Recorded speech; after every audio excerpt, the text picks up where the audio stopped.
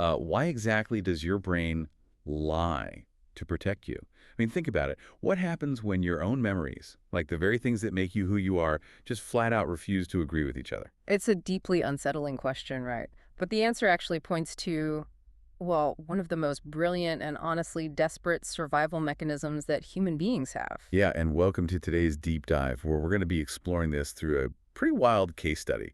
We're looking at the sci-fi fantasy novel Santerrie, The Awakening, and we're pairing it with the psychological research dossier, episode 7, Memory is Prison. Right, and we're totally bypassing the usual genre tropes here. We really just want to focus on the protagonist, this man named Kurien, because his story is essentially a masterclass in the neurobiology of trauma. And the complete collapse of identity. So the goal of this deep dive is to see how memory works, not as a perfect video recorder, but as a reconstructive survival tool. Exactly. Kurian's situation perfectly illustrates this dual nature of memory. So when we first meet him, he's a Sanite, which just means he has these immense abilities tied to his life force, and he's living what he genuinely believes is a very peaceful, fulfilling life. Right. He thinks he spent the last 12 years with his partner, Myasuchi. Yeah, she's this powerful leader, and they are raising a child together. It's a whole decade of rich, detailed, lived experience. I mean, he remembers the quiet mornings, the conversations, just the sheer feeling of safety.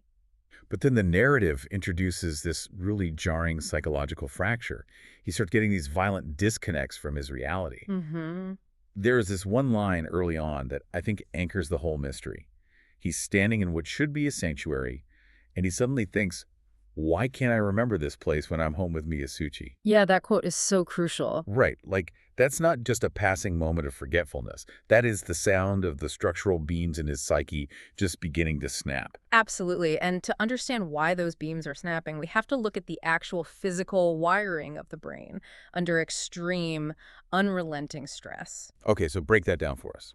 Well, we have to draw a hard line between everyday narrative memory and trauma memory. They aren't just, different moods or psychological states. They are entirely different biological processes. Meaning they rely on completely different neural pathways. Exactly. I mean, I always pictured memory like a massive, well-organized filing cabinet. You want to remember what happened in 2012. You open the drawer, pull out the file, read it top to bottom. And that filing cabinet model is a great way to understand narrative memory. That system is largely governed by the hippocampus. The hippocampus, okay. Yeah, it basically acts as the brain's chief archivist and timestamper. So it takes your experiences, sequences them chronologically, and files them away with all the proper context. So it's the thing that makes sure you know that Tuesday happened before Wednesday. Right. And that an event from 5 years ago is firmly locked in the past. It's safe in the cabinet. But it sounds like, under extreme stress, someone just sets that filing cabinet on fire. A very specific biological fire, yes. Because when a human being faces a severe, life-threatening situation, the brain, well, it just can't afford the slow, meticulous processing of the hippocampus. It takes too long to file the paperwork when you're being chased by a bear. Precisely. Survival requires an immediate reaction. So the brain essentially bypasses the hippocampus altogether and hands complete control over to the amygdala. Which is the threat detection center, right? Exactly. And the amygdala does not care about your chronological narrative. It only cares about the sensory input associated with the danger. So the smell of the room, the sound of a voice, the physical sensation of pain. Okay, so if the hippocampus is a calm librarian carefully organizing all these books, the amygdala reacting to trauma is like, it just shuts the librarian in a closet, hits the panic button, and starts throwing scattered, highly detailed Polaroids of the danger all over the floor. I love that analogy. And here's the kicker. Those Polaroids have no dates written on the back. Wow. Wait, none at all. None. That's the critical mechanism of hippocampal impairment. The trauma literally suppresses the brain's ability to sequence the event. So it's just raw data without a timestamp. Right. And at the exact same time, you experience a shutdown in the prefrontal cortex. And that's the logic center. Yeah, the prefrontal cortex is responsible for executive function and logical contextualization.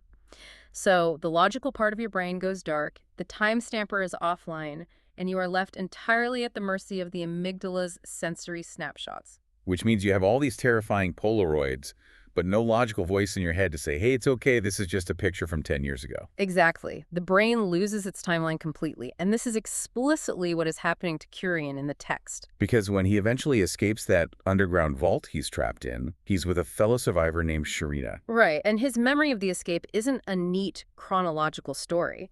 He experiences these sudden, violent drops back into past events. Because a sensory cue in his current environment triggers one of those dateless Polaroids. Exactly. A sound, a smell, a shift in lighting. There is that incredibly visceral scene where he suddenly drops into a flashback of being tortured by the Inquisitors. Yeah. And it's not presented as him reminiscing, like he's plunged back into the physical sensation of it. Yeah, that is classic intrusive memory activation. Because the hippocampus never stamped that memory as in the past, the amygdala fires up at the sensory cue and tells the nervous system, hey, the danger is happening right now, in this exact second. And the body just floods with cortisol and adrenaline. Right. And if you look at the research dossier on this, it maps perfectly onto the lived experiences of combat veterans and survivors of complex PTSD. Yeah, the timelessness of emotional flashbacks.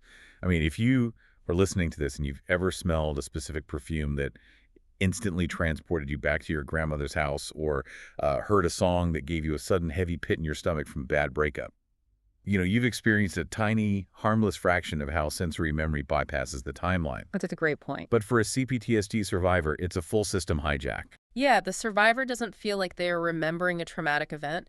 Their biology literally demands they relive it in the present tense. Okay, so we have the scattered Polaroids on the floor. The timeline is shattered. But here is the thing that really bends my mind about Kurien's situation. What's that? What happens when the brain tries to assemble those pictures later, but it realizes it's missing a massive chunk of time? Like, Kurien believes he has 12 years of narrative memory with Myasuchi. Where did that come from if his brain was purely in survival mode? So this brings us to the psychological defense mechanism known as confabulation. Confabulation, okay. Yeah, human memory is reconstructive, not archival. When you remember something, you aren't pressing play on a video. Your brain is actively rebuilding the scene from those scattered pieces in real time. Wait, so you're telling me his brain just pulled an entire decade out of thin air? I mean, that sounds impossible. Where does it even get the raw material to build 12 years of fake memories? Well, the human psyche absolutely abhors a vacuum. When prolonged catastrophic trauma creates a massive void in the timeline, the brain just cannot tolerate the emptiness. So it fills in. Exactly. To prevent total psychological collapse, it procedurally generates a reality to fill the gap. And it uses deeply ingrained blueprints, these are called schemas, of how the world should work, and combines them with the individual's most desperate, latent desires. So it's basically using real emotional building blocks to construct a fake house. Precisely. Under extreme threat, the brain does not care about objective, factual truth. It only prioritizes psychological survival. Which makes the big reveal in San Vitae one of the most devastating things I've ever read. Huh. Because Kurien never had that 12-year life with Myasuchi. No, he didn't. The domestic peace, the deep conversations, raising the child, none of it ever actually happened. No, in reality, he was locked inside a mechanized Iron Maiden in an Inquisitor's vault. For 12 continuous years. I mean, being horrifically tortured, drained of his vitae day after day in the dark. The agony is so unimaginable that his mind just checked out. It did. It built him a psychological panic room. Wow. A panic room. Yeah, a panic room constructed from his deepest needs. The need to be a protector, to be loved, to actually serve a purpose. The brain isolated his consciousness inside this deeply detailed alternate reality so his physical body could endure the torture without his psyche just shattering into a million irretrievable pieces. Okay, I do need to push back on this a little, though, because confabulation sounds an awful lot like a massive, elaborate lie. I can see why you'd say that. Is Kurien just lying to himself to cope? Like, does he genuinely believe he was raising a child all that time? So it is not a lie, and that distinction is actually the cornerstone of treating severe trauma. How so? Well, lying requires a conscious intent to deceive, right? Confabulation is an entirely unconscious biological and psychological imperative. Down to his very core, Kurien believes the memories of his life with Myasuchi are objective reality. The fiction was so necessary for his survival that it became his absolute truth. But a psychological panic room is only safe as long as the door stays locked. I mean, eventually, the illusion has to break. And when it does break, the psychological fallout is catastrophic. This introduces the concept of cognitive dissonance on a really devastating scale. Cognitive dissonance being the discomfort when your beliefs don't match reality. Exactly. It's the psychological and physiological distress that happens when a person holds two wildly conflicting beliefs, or when their core belief violently collides with undeniable reality. And we see that exact collision happen out in the wasteland. Kurien's traveling with Sharina, and she just casually mentions that the city of Rolantha was destroyed over a decade ago. Right. Which is wild because that is the very city Kurien firmly believes he was just living in with his family. The objective reality of the ruined world slams headfirst into his emotionally real memory of peace. Yeah, and the text describes him physically vomiting from the realization. His vagus nerve, his entire central nervous system, reacts to the psychological shock as if he has literally ingested a physical toxin. Because the dissonance is too intense to process. His body is just rejecting the truth. Because if he accepts Sharina's truth, he has to simultaneously accept that the love of his life, his child, and the last 12 years of his existence were nothing but a hallucination masking unthinkable, agonizing torture. God, that's heavy. But that physical rejection, that cognitive dissonance, it creates a massive philosophical problem for Kurien. It really does. If his brain just successfully faked a decade of his life, begs the question, is the Kurien sitting there in the wasteland even real? Like if you strip away the fake 12 years, who is left? And this is where the dossier shifts from neurobiology into philosophy, specifically exploring the concept of identity as memory. Right. Philosophers have debated this for centuries, completely independent of modern neuroscience. The core argument is that memory is the foundational building block of selfhood. You are the sum total of your experiences. Exactly. Your values, your personality, your instinctual reactions to the world, they are all anchored in the continuity of what you remember doing and feeling. So if your memory fractures, your identity fractures right along with it. It's like building your entire personality on a solid brick foundation, and then one day you look down and realize the bricks are just painted cardboard. That's a perfect way to put it. Kurien's entire sense of ego, his understanding of his place in the universe, was tied to being Myasuchi's protector and his son Han's father. He viewed himself purely through the lens of a loyal partner and a guardian. Right, so if those people were not there, if those events never transpired, the specific Kurien that he believes himself to be literally does not exist. Okay, I have to argue with this a bit. Let's look at the phenomenology of memory you mentioned from the dossier. Okay, let's look at it. That's the idea that memory is a lived experience, not just a factual record, right? So I look at Kurien and I think, wait, of course it matters that the memories are fake. You can't just build a life on a lie and say, well, I felt happy, so it counts. I get that. That's essentially living in the Matrix. Yeah. It's a tragic failure of reality. Doesn't the fact that the events were fabricated completely invalidate who he is? That is the instinctive reaction, for sure. But the phenomenology of memory challenges us to look deeper. Is it a failure of reality, or is it a profound biological triumph? A triumph. Yes, the events were fabricated, but the emotion was real. The love he felt for that imagined child, the devotion he felt for Myasuchi, those were genuine human emotions generated by his nervous system. Because his brain was actually producing the chemicals. Exactly. Those emotions kept his spirit from dying in that Iron Maiden. Okay, so the architecture of the memory was fake, but the emotional mortar holding it together was real. Exactly. And this at the absolute crux of why survivors of prolonged abuse, captivity, or systemic trauma struggle so deeply. The real-world application here is just staggering. How so? To survive extreme environments, captives often have to dissociate, or their minds construct internal narratives that conflict wildly with the horrific reality of what is being done to their bodies. They build their own panic rooms. They do.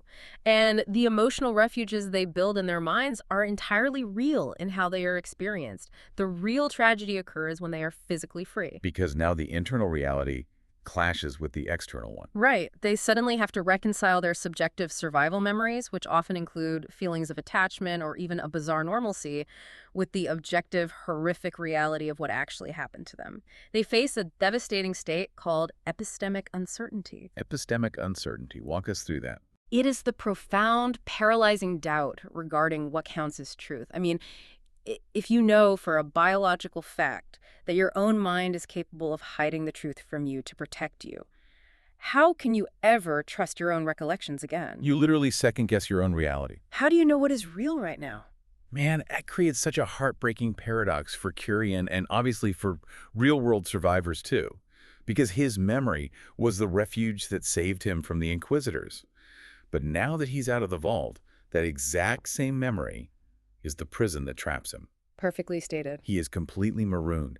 He can't mourn the torture he endured because his brain won't let him fully remember it, but he is forced to grieve the loss of a beautiful family that never actually existed. It is the absolute definition of diagnostic muddy waters in psychology.